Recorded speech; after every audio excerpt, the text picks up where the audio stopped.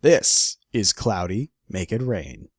So I want to take a second to actually talk about the overall presentation of the title. Now, I assume this is a work in progress title, not a big deal, but one thing I notice immediately, and this cries out to me, is the title and all the jaggediness going on with those pixels. They are that title feels very kind of thrown together, unfortunately. It feels like it doesn't have a crisp outline or anything like that. It's just some places are outlined, some aren't. They're all jagged. And something like that is really important to get right. This is your first impression. This is your first impression. Your first impression is the most important impression any game can make. It's like they say, the first 10 minutes have to be the most engaging part of any game, and this particular opening just doesn't feel professional, and that's something you're really going to have to look at real closely. Sure, you got the animated cloud going on there, but what about the background? Why don't the clouds kind of parallax scroll, you know? Why don't we have a little music going? Maybe that's coming later. Maybe the music's coming later. We just basically get greeted with press space to play, so let's press space to play. Tutorial. So we're greeted with this map, and once again, not the best presentation. It's pretty sparse looking. You got some sand in the tutorial area, you got some trees, you got some very, very square rocks. Again, I'm hoping this is placeholder art. Well, let's go ahead and jump into the tutorial. So, let's see, move up, down, left, right. The trees look like they have some kind of pixel lines going through them. No sound still. Space to make it rain. There we go. Alright, simple enough. So I'm guessing sound effects just aren't ready yet, and that happens. Sound effects just aren't ready. So it looks like you collect clouds in order to be able to get more rain, which is on the top left right there, and then you use that rain to sprout up trees. Pretty simple concept. There we go.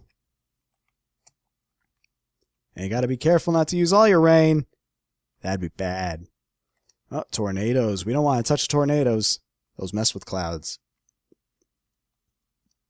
So we've got three central mechanics going on right here. We have movement, we have cloud collection, and we have tree growing. And I'm going to say the movement is more or less just for avoidance and cloud collecting, so, you know.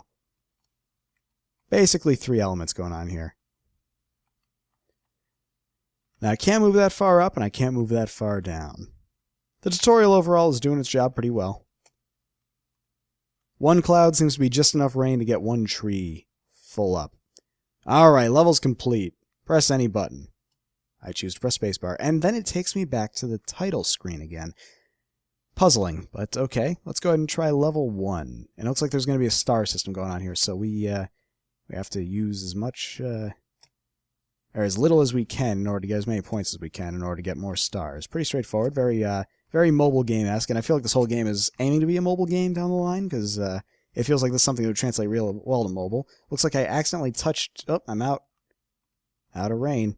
I accidentally must have touched one of the tornadoes just barely, like the tip of it or something.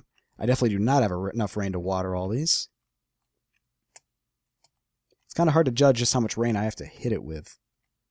It is definitely fast-paced. It moves real quick. Oh, there it goes. Dead. You lose. Oh, then back to the title screen. Any key includes up, down, left, and right, which means if I was moving, I might actually miss that you failed screen. Alright. I'm still, like, trying to get the idea of just how much is enough, you know? Because I want to try to water all of them, but it's very possible that won't work out. I need the rain power. These don't feel randomized. I don't think they are. I think these are all laid out. They seem that way, at least. But now I feel like I'm getting more clouds than I was before, which is helping a lot with the rain making. There's kind of a rhythm game vibe going on here. You know, the whole up, down, left, right, press a button to activate something on the ground or something. The unfortunate thing is, though, it's just not quite, it's not quite that rhythm-esque. You know, I don't really feel a rhythm here because I have to pause. I have to pause and try to move back and follow a tree, you know, and that kind of takes you out of the engagement because you're not just moving along, you're moving back. You have to move back. You can't just keep going forward. I think I got 4 stars, but then they disappeared, so I guess I got no stars. I don't really know. Let's see, did it record that? Did I get 5 stars? Does having them grayed out mean I got them? I don't know, I think that's a glitch. And it looks like level 2 is the only other level right now, so let's go ahead and let's look at that.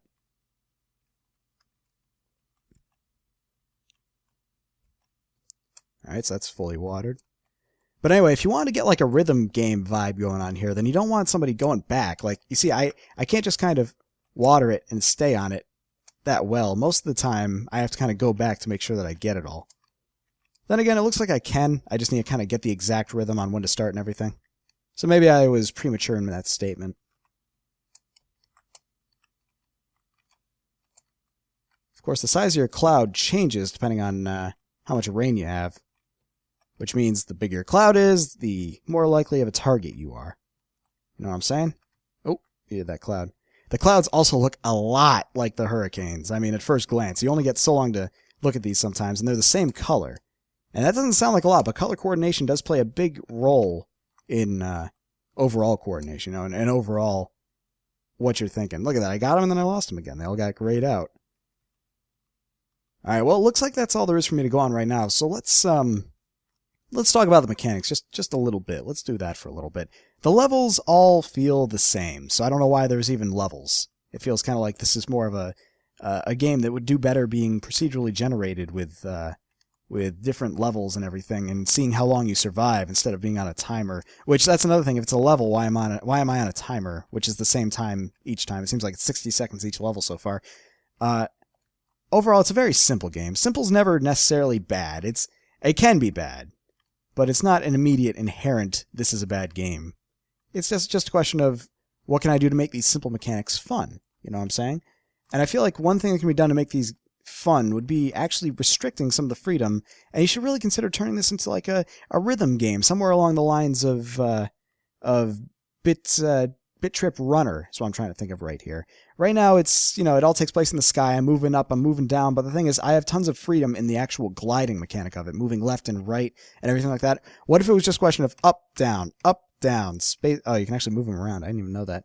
What if it was a question of up, down, space bar to set it on fire, and then you get other traps in there, like you can press right to, blow something away, like let's say a bird or something. A bird is coming at you. You can actually blow it away or something.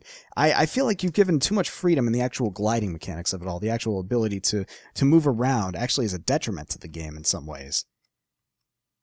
It would just be nice if it was, a quick movement. Now there's the whole concept of collection too. You have to collect these pieces in order to grow bigger and be able to actually sprout these things to use rain, That can be worked into that pretty easily, It feels like it's a game right now that feels way too much like it has like too much freedom and not enough to do with it.